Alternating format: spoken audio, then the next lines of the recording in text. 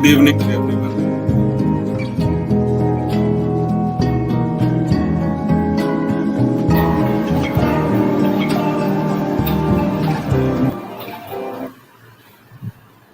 Good evening to everyone. Today we have a talk on Nadi Souza and his works by Sojan de Souza. Kuvempu Basha Bharati has been organizing a series of web series lecture on introducing the well-known Kannada writers, poets, authors, and literates to non-Kannadigas since a couple of weeks. And today's series is on Nadi Souza, as I said. Uh, the idea of this particular talk is to ensure that well-known Kannada writers' works and their personalities are broadcasted and disseminated to other languages people as well. Uh, Nadi Souza is one of the well-known novelist. He was born on 6th June 1937 in Shimoga. He had his education from well-known Sayadri College. Later, he joined his government service in PW department. During this particular stint, Mr. Nadi Souza has got acquaintance about various displacements in his life which he had, and also he has seen closely about the environmental destructions and the ecological imbalance that is taking place. So that took him as material for his most of the works, because most of his works used to be on environmental protection and environment. So he started his writing through Prapancham, a Kannada daily, as a columnist. Later, he wrote many novels and poems, not poems exactly, novels and stories. And over 40 novels he has written, and some of them have been translated to many other Indian languages. One is that Dvipa, that has been translated to English as well. His novels even has been taken as textbooks for various universities like Kuvempu University and Mangalore University, and some of his works related to that has been subject of further research and research study, and some of the scholars have obtained MPhil degrees and PhD degrees as well from him. So this is what a brief about Nadi Souza, and more about that we'll be having a 40 minutes lecture on him by Professor Sojan KG. So I would like to introduce Professor Sojan KG to you all. Professor Sojan KG is a well-known academician in Dakshin Kannada and Udupi district. Presently, he is working in Government Women's First Aid College, Ajarakad, Udupi, and he has taught English literature, English uh, for last 30 years. He obtained his master's degree from Mangalore University in the year 1992 with gold medal and first rank, and is an excellent academician and a very good orator and a speaker. And he has been, giving lectures at different places as well. And he also had a very good administrative experience. He worked as a NAC coordinator in Government College Mudigere and Government First Aid College Hiriadka. He also was at the helm of the affairs of Government First Aid College Hiriadka as a principal, and member of various academic bodies like Board of Examination, Mangalore University, member of BOS, Mangalore University, member of BOS, St. Agnes College, Autonomous, Mangalore. And he has prepared study materials for Kuvempu University, Sikkim Manipal University, and Rani Chennamma universities as well. And he has authored and translated a book from English, Nudi Nade, Vachana Sahitya, to also he's an editor of he got under his helm as an editor of magazine. He bagged Mangalore University's best magazine competition award and won prizes at district level competitions in table tennis. Presented papers in several national and international seminars, and is apt and right person to speak on Nadi Souza. And at degree level, there is a novel called Dvipa, which has been a subject that is textbook for become students for the Magna University undergraduate level students as well. And we will have his talk from about it now. And I welcome Professor Sojan to this particular program. I request him to speak about 40-45 minutes. Um, Nandi Sosa. Over to you, sir.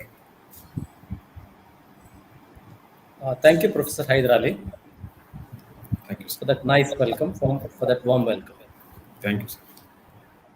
At the outset, a warm good evening to all the listeners of this talk. It is indeed my great pleasure, honor, and an opportunity of great privilege to speak on one of the illustrious Kannada writers, Na D'Souza. Also, I take this opportunity to commend the initiatives of Kuvempu Bhasha Bharati Pradhikara in its efforts to stimulate interest in Kannada literature among non-Kannada lovers of literature. Also, let me take this opportunity to thank my friend Dr. Ajakala Girish Bhatt for providing me this platform and this opportunity. Truly, I am humbled. And once again, thank you, Professor Hyderabad. Now, let me begin with a little wordplay on the name Na D'Souza. Na D'Souza is the abbreviated form of the name Norbert D'Souza, or when you write it in Kannada, it is Norbert D'Souza, a Kannada writer whose mother tongue is Konkani. And in the Konkani language, Na could also mean is not there, someone is not there, Na. And the opposite of the Konkani word na is asa, which means is there. Na is not there, asa is there. So whenever Na D'Souza attended programs where his mother tongue Konkani was used, the popular pun or wordplay was that his name is Na D'Souza, which means he is not there D'Souza, whereas in reality he is Asa D'Souza, which means he is there D'Souza. This pun aside, Norbert D'Souza, popularly known as Na D'Souza, is thriving in our midst as one of the most respected, elderly, and gentlemanly writers of Kannada literature.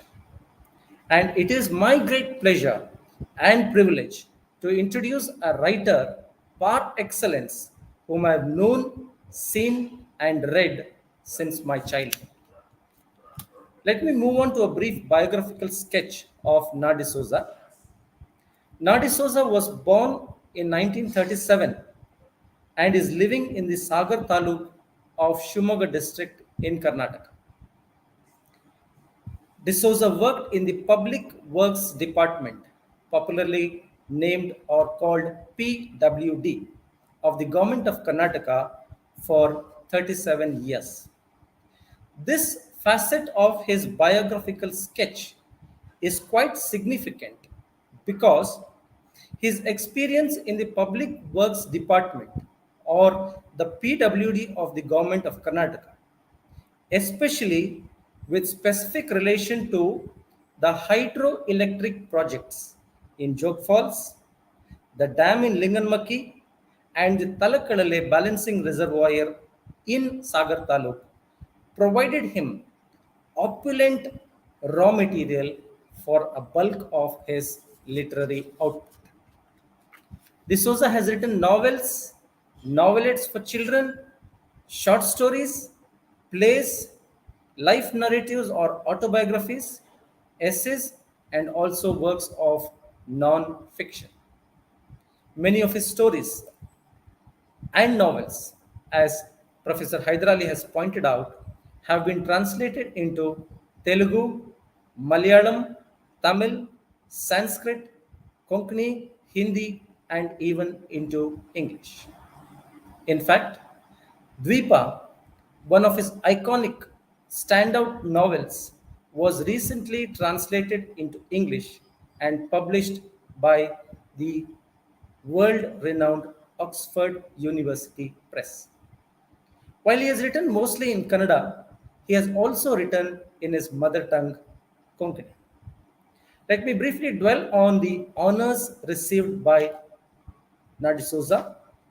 He has received the Central Sahitya Academy's Bala Sahitya Puraskar in 2011 for his children's novel Mulugade Urige Bandavar, translated into English as Those Who Arrived at the Submerged Village. D'Souza has also been honored with the Kannada Sahitya Award in 1993, Kannada Rajyotsava Award in 1998, and honorary doctorate from the Kuempu University, which is in the district from which Na D'Souza hails from, the Shimoga district. Now, on to a few other accolades worth mentioning. Two of his novels, Vipa, which means island, and Cardina Binki, which means forest fire, have been made into films which won national awards. While Dvipa won the national award for the best feature film in 2003, Cardina Binki won the award in 1998. His novels Mulugade, meaning submersion, and Dvipa have been prescribed for study in the Mangalore University. And once again, as Professor Hyderali has pointed out, Dvipa is currently being studied by the second BA students of Mangalore University. And also, one of his novels, Kolaga, a novel depicting the history of Kodagu agrarian movement, was also prescribed for study at the Bangalore University. His multifarious literary contribution has been the subject of three MPhil dissertations and one PhD thesis. Let me wind up this biographical sketch with a note that he was also the president of the 80th Kannada Sahitya Sammelana literary meet, which was held in Madikeri in the year 2014. The next point that I want to make here is that he is as versatile as he is prolific. D'Souza's literary repertoire consists of more than 100 published books. He has penned more than 400 short stories in his literary career.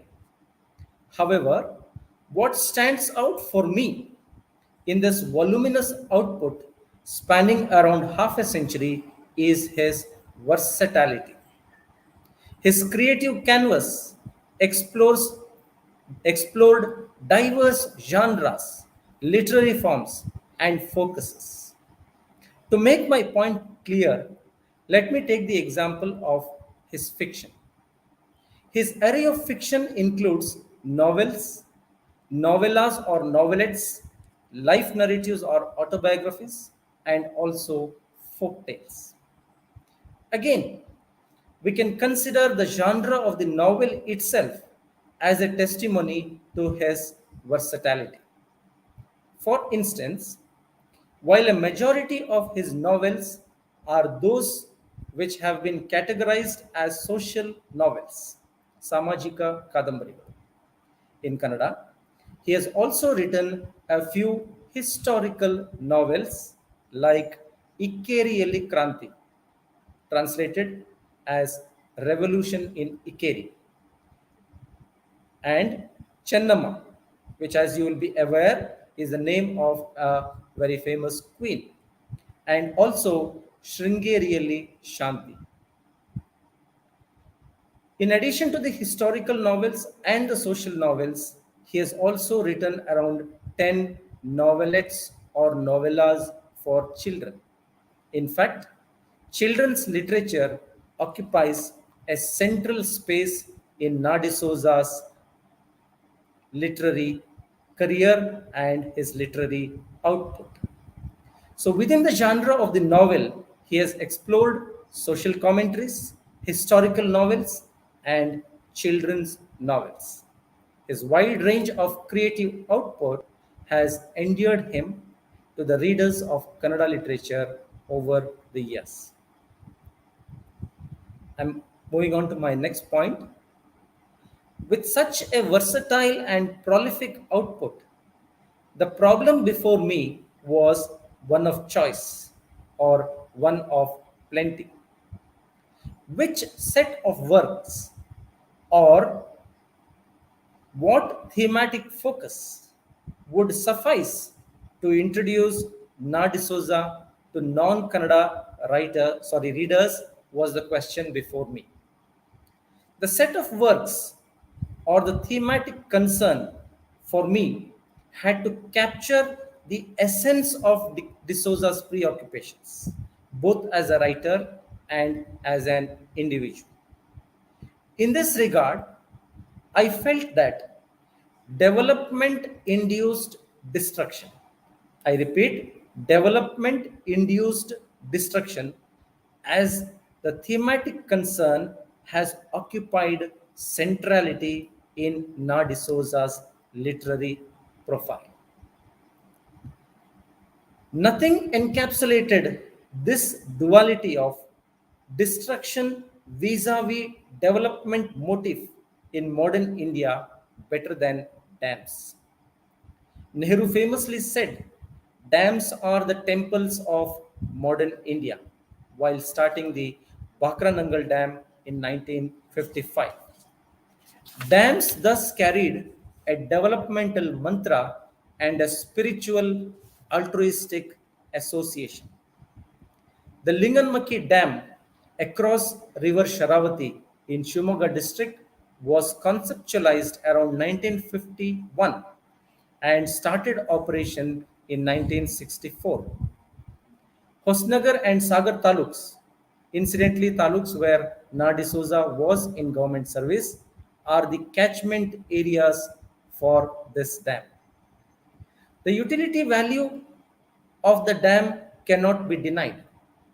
The Linganmakki Reservoir is the source for the Sharavati Hydel project that has an installed capacity to generate 1469 megawatt power that includes 1035 megawatt from the Sharavati generating station, 240 megawatt from the Gersapa power station, 139 megawatt from the Mahatma Gandhi powerhouse, and 55 megawatt from the Linganmakki Dam powerhouse. Whilst accepting the development that such a neoliberal stance has ushered in, the other phase of this development, namely the submersion of the land holding and displacement of the affected around the dam, cannot be overlooked. D'Souza, who worked in the Public Works Department, had a first hand experience of the travails of the people whose land holdings and houses were submerged due to the dam and their subsequent displacement.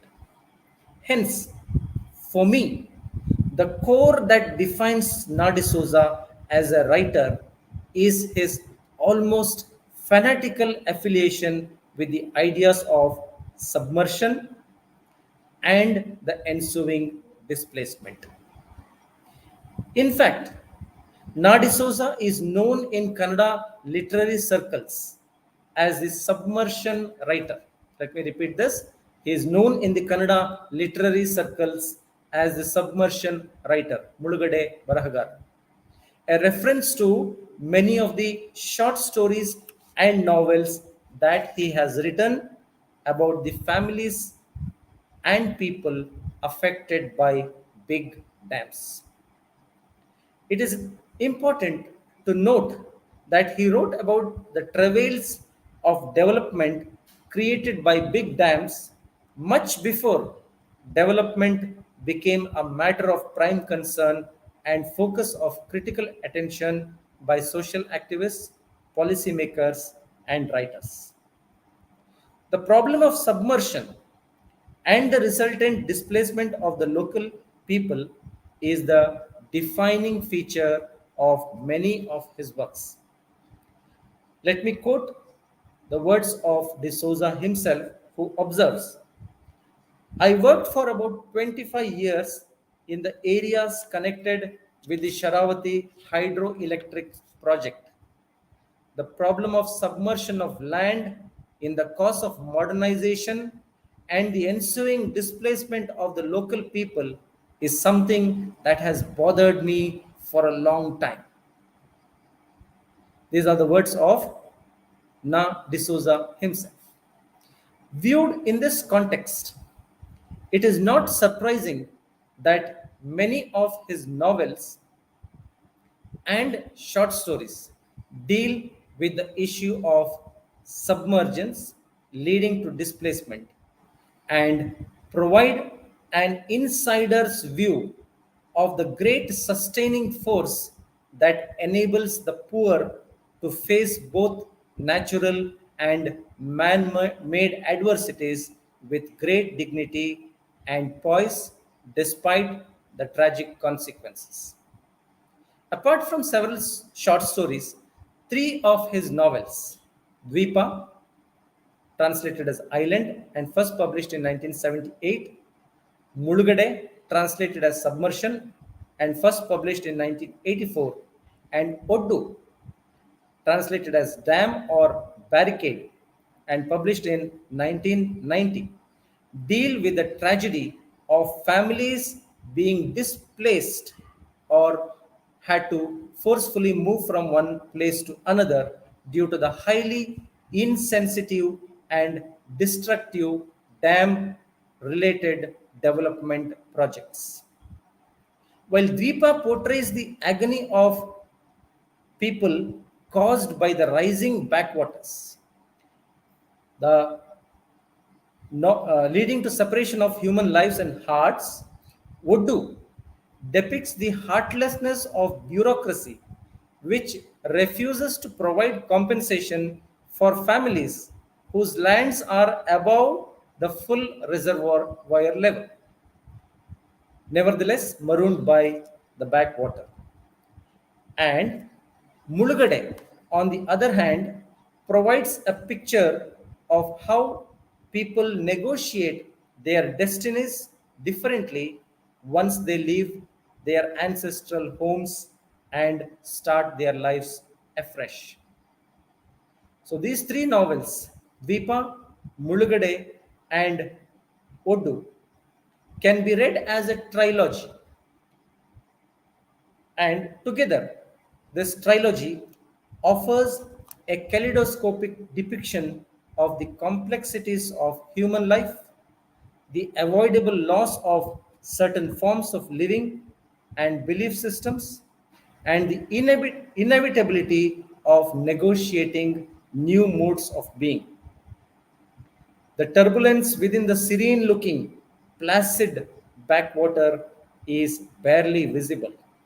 But D'Souza, the writer, dives deep and brings into our view the tragedy of the displaced people, their unfulfilled dreams, and the loss of a way of life. Time permitting, I would come back to an exposition of Dvipa as a novel on the theme of submersion and development.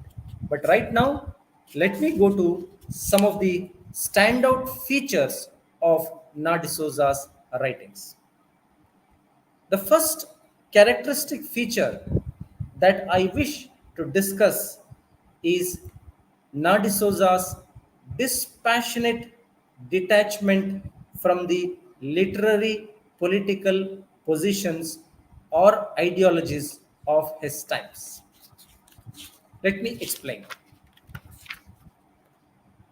Whatever the geopolitical stances of Na D'Souza, as a writer, he remained largely non committal to the dominant literary ideologies of his time, at least covertly. D'Souza did not identify himself with any of these literary movements, though his writing career began in the mid 1960s and continued during the subsequent decades. He wrote at a time when Navya or modernist and later Bandaya resistance movements were at their peak. But he did not declare affiliation to any particular movement like many of his contemporaries did. As V.S. Sridhara argues in his introduction to Dvipa, his writings did not overtly exhibit any sustained engagement with the main currents of Kannada literary movements. But it would be wrong to say that he was a complete outsider and was untouched by their influence. Given his active interest and participation, even to this day, in various social movements, particularly related to environmental issues in and around Sagar town where he lives, it would be unfair to describe him as a mute spectator confined to the margins. Perhaps he felt that there was no need to be a part of any particular literary movement to write passionately about what he felt. His strength as a writer, therefore, stems from his ability to remain open to the ideas generated by movements as well as maintain a critical distance from them. That he was not at the forefront of any of these movements does not mean that he was oblivious to their presence. Let me give an example from the novel Dvipa. The novel discusses the plight of bonded laborers named Baira and Hala. These bonded laborers were laborers bonded to their masters from birth, Huttalugalu, as they are described in the novel. Laborers bonded to their masters from their birth. Just as the river Sharavati subsumes lives and livelihoods, the identities of these bonded laborers belonging to the lower castes are also subsumed or submerged in the identities of their masters. We see that, like the other commodities that are dumped onto the lorries during displacement, the bonded laborers are also forced to relocate wherever their masters wished to relocate. So their silent and helpless commoditized plight found articulation in the voice of the writer Na D'Souza. The second feature of Na D'Souza as a writer that I would like to stress on is his diligence to a microcosmic socio-spatial framework. A microcosmic socio-spatial framework. Na D'Souza spent much of his professional and personal life in the district of Shivamogga, referred to as the Malenadu or the hilly terrain. The Malenadu, especially Sagar Taluk, as a socio-spatial framework binds his narratives. As the dominant ideologies of his time did not sway him, he was also not tempted to explore the larger geo socio spatial specificities of which he was not familiar with. Apart from a few works like Kolaga that deals with the lives of the people of Kodagu, or Bomman, which deals with the life of Goan Konkani speaking Roman Catholic Christians. He rarely stepped out of the microcosmic spatial specificities that he was familiar with and whose nuances he had closely observed. In this sense, the works of D'Souza represent to me what one would call a rootedness to the soil. This quality, coupled with his simple narrative style, will perhaps explain his popularity as a writer. The third feature of Nadisosa's writing, which stands out for me as a reader of Kannada of his novels, is nature as a living presence in the works of Nadisosa. Nature as a living presence in the works of Nadisosa. Nature is both an external presence and an internal presence in the novels of Nadisosa. Quite contrary to the 19th century romantic notion of a deified, idealized nature, the idea of nature in D'Souza's novels is that of a personal presence which shapes and courses the destinies of the characters in his novels. Nature does not merely function as a living presence in the backdrop, but nature becomes a character, driving the plot of the novel to its final destiny. Once again, let me go back to the novel Dvipa. Dvipa is one novel where the river Sharavati structures the narrative and remains in the foreground till the novel reaches its denouement or conclusion. The river, described mostly as a feminine presence, reflects the changing mood of the protagonist, Ganapaya, sometimes threatening and at the other times protective. The river's perpetual companion is rain, and it also plays a significant role in the novels of Nadisosa. The chapters of the novel Dvipa are also named after the stars that influence the different phases of the monsoon, each star suggesting a different mood and behavior of the rains, corresponding to the changes that happen in quick succession in the lives of three individuals that occupy the fictional space of the novel. Thus, nature as both an external presence and an internal force shapes the structure of the novella, pushing it to its final resolution or conclusion. The fourth feature that I wish to speak about is quite an important aspect in our assessment of Nadi Souza and his literary productivity. I would like to see Nadi Souza as an authoritative, authentic, insider voice on the Christian community and their lives.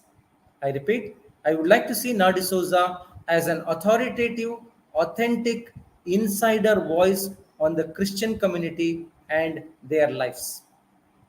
The point I wish to examine, albeit briefly, is Nadi Souza as an authentic, authoritative insider voice on the Christian community and the Roman Catholic Christian life within the special specificity of Karnataka. I have been a keen follower of mainstream representation of Christians, especially through the medium of cinemas. And I have seen that the representation of cinemas through the medium of cinemas has been largely stereotypical, to put it very bluntly. Stenos in Kannada movies are generally Christians with a fancy name Rita and with a prominent cross dangling across cross. Not only that, Christians are presented on the silver screen largely as epitomes of the Western culture. And when they are not epitomes of Western culture, they are sometimes presented as invariably drunk. In fact, If an avid reader of Kannada literature is asked to name a Christian writer in Kannada, he would or she would come up with only one significant name, namely Na D'Souza. No one felt the pulse of the Roman Catholic Christian community better than Na D'Souza, who was himself a Konkani speaking Roman Catholic Christian. The religious ethnic configuration of Sagar demonstrates that the taluk is predominantly Hindu with 85.45% of the population. Muslims comprise 9.7% of the population. Christians comprise 2.48% of the population, and the Jains comprise 2.33% of the population of Sagar Taluk. The 2.48% of Christians are smattered in small pockets and are mostly Konkani speaking, although there are smattering of Malayalam and Tamil speaking Christians too. D'Souza has written many short stories about the ethos of the Christian community that he had a close up and personal rapprochement with. Igarjiya Suttalina Hattu Manegalu, translated into English as 10 Houses Around the Church, which won the Vardhaman Award in 2007, and the novel Bomman, which describes the ancestral roots of the Burman Christians, who were originally believed to be Konkani Brahmins from Goa, and they are coming to terms with the new Christian identity. So, the point I wish to make here is in our reading of Na D'Souza and in our assessment of Na D'Souza, we have to consider him as a very authentic, authoritative, and insider voice on the representation of Christian life and Christian ethos. Moving further, I would like to briefly harp on Na D'Souza and symbolism. Symbolism was one of the defining features of modernist or Navya literature, especially modernist poetry or Navya poetry. In fact, the three titles of his Submersion trilogy can be examined from this symbolist point of view. Mulugade, submersion, Dvipa, island, and Odu, barricade, are both symbolic titles and potent symbols. Can we, for instance, not see the titular barricade, Odu, as a symbolic barricade between a system that is hell bent on development and the shattered dreams of the displaced people hell bent on holding to dear life and dear land? Or can we not see the title Dvipa as a symbolic premonition on the lives of the displaced? In their new space, away from the familiar terrain from which they have been displaced, will be as good as or as bad as life on an island or a dvipa. Mulugade, as I have repeated several times, stands for submersion. Submersion under water. Submersion under water. In the novel Mulugade, there is a dark, villainous character named Rudregoda.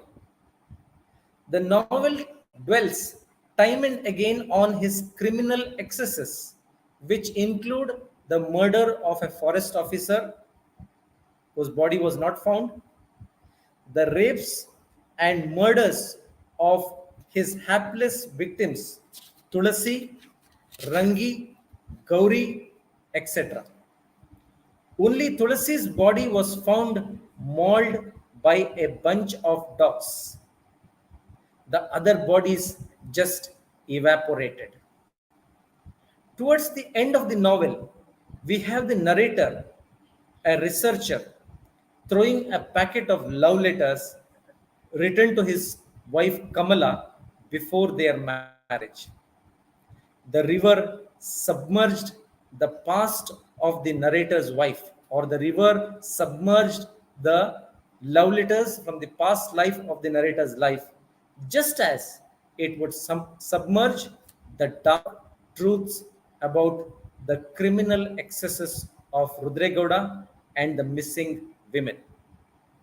The dam and its waters would, in its womb, submerge and hide many more such untold stories and truths. In the next few minutes, 5 to 6 minutes, I will briefly dwell on one of his famous works, namely Dvipa.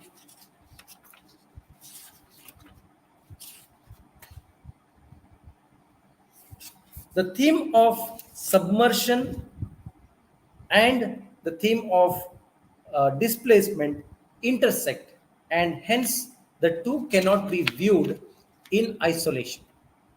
In this part of the talk, I wish to dwell on an iconic novel, Vipa, in order to explore D'Souza's treatment of the complementary intersectional themes of submersion and displacement.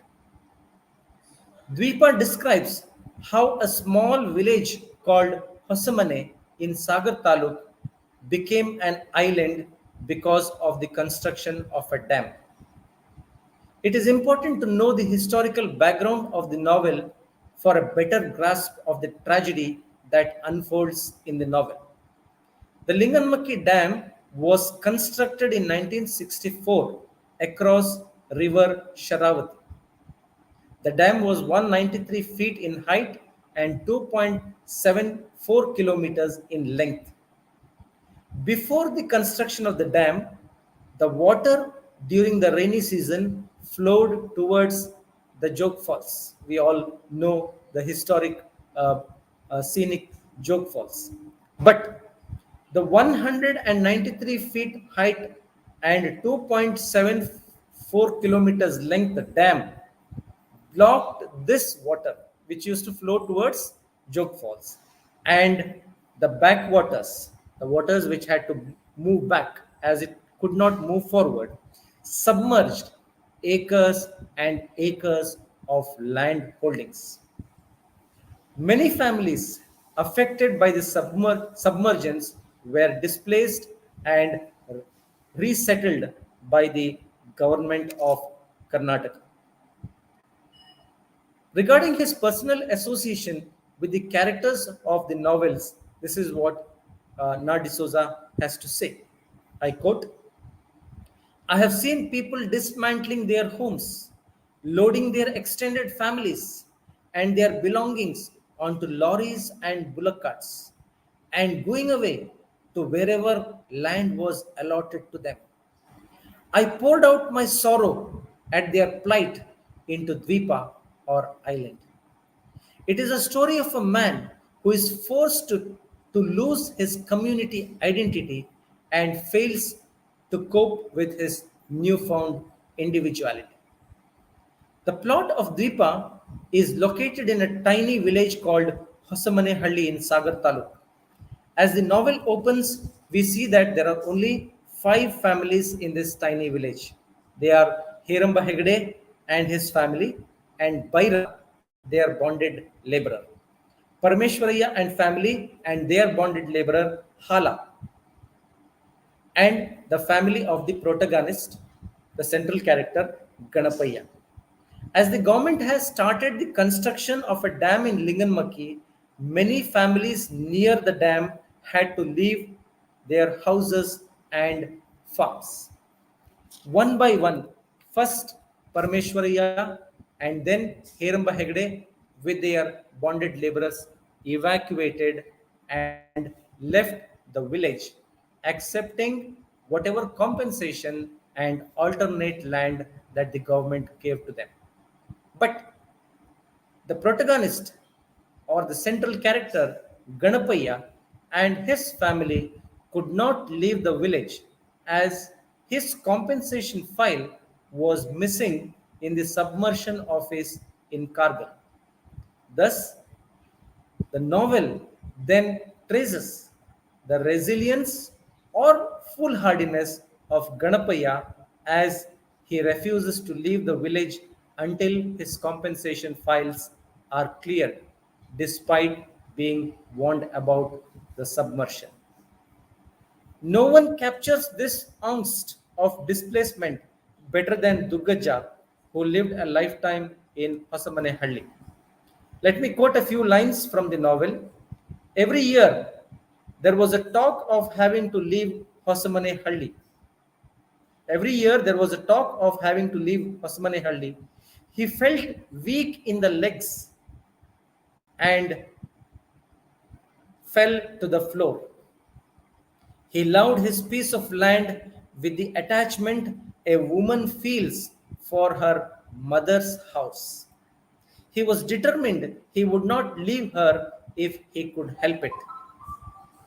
He had wondered 100 times whether there was any way of carrying on here, even when the village was covered with water. He had wished 1,000 times that the dam would collapse, but that was mere wishful thinking. The Sharavati backwaters engulf forests, valleys, canals, villages, the villagers, and their agricultural lands. Needless to say, the rising backwater engulfs and drowns Nagaveni, Gadapaya's wife, and her cousin Krishnaya, while towards the end we see that Ganapaya is devoured by a prowling tiger that functions as a powerful metaphor in the novel. It is the uncertainty of survival that finally leads to the tragic end. Thus, the last remnants of human habitation are subsumed or submerged into a watery grave. The novelist says that the water was still and brooding as it always is.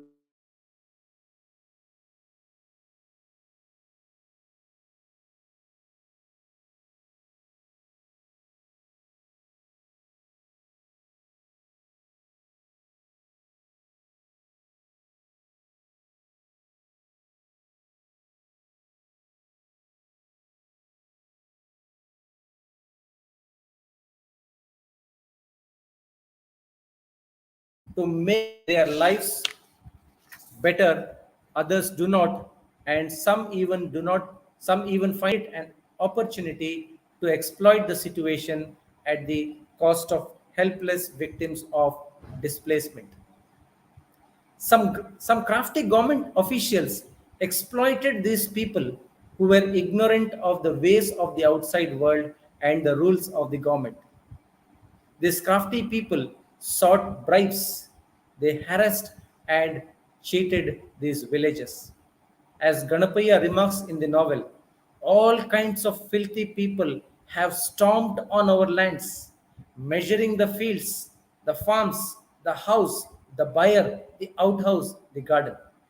They have set a price on everything. Yes, the affected were paid compensation and resettled. But the question is who helped them to cope with their grief and fear, having to uproot themselves from everything familiar, from a way of life based in a value system that they had known for generations. Absurd as it may sound, these are real stories, and there are people still fighting for justice in many parts of Karnataka. The village communities that were socially regressed, displaced in the name of progress and development found a genuine voice in Nadi Sosa.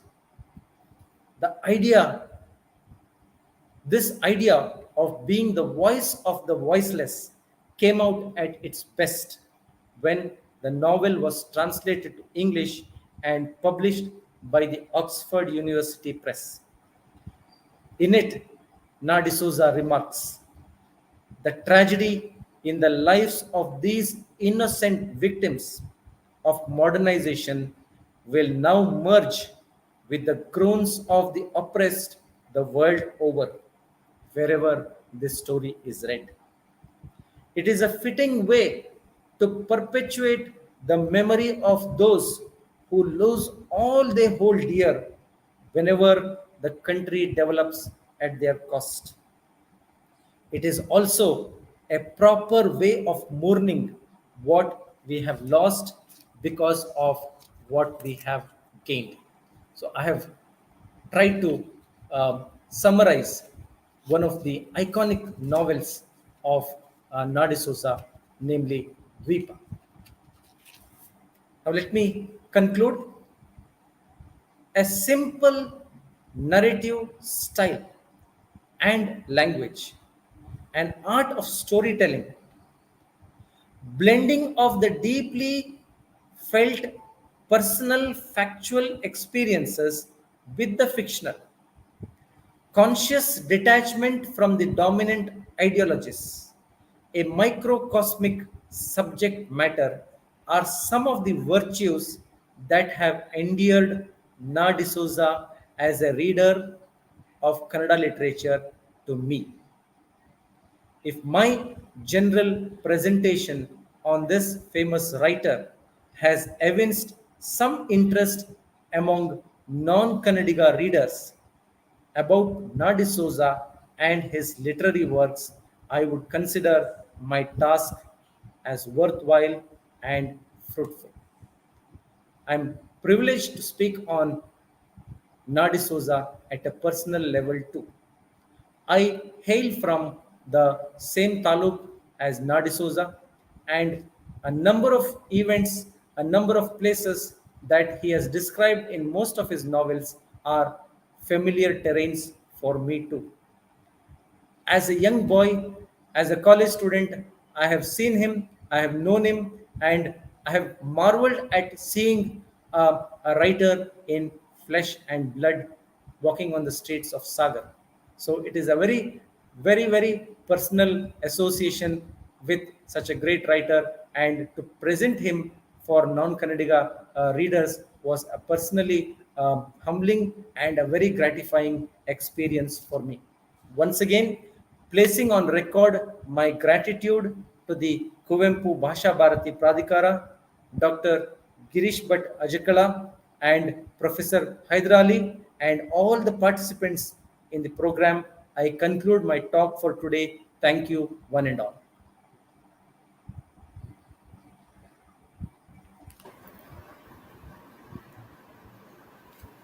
So, thank you, Sojan sir. It was a wonderful presentation. Uh, its last formalities, a vote of thanks. I thank Professor Sojan KG for giving a wonderful insight into one of the well-known writers of Kannada, Nadi Souza. It was indeed thought-provoking, informative, and methodical as well. He has planned the whole lecture in a beautiful sequence and logical way. He started with a biological sketch of Nadi Souza. Later, he moved on thematic sketch in which he discussed about how the theme of Nadi Souza's lecture was, and his writing was.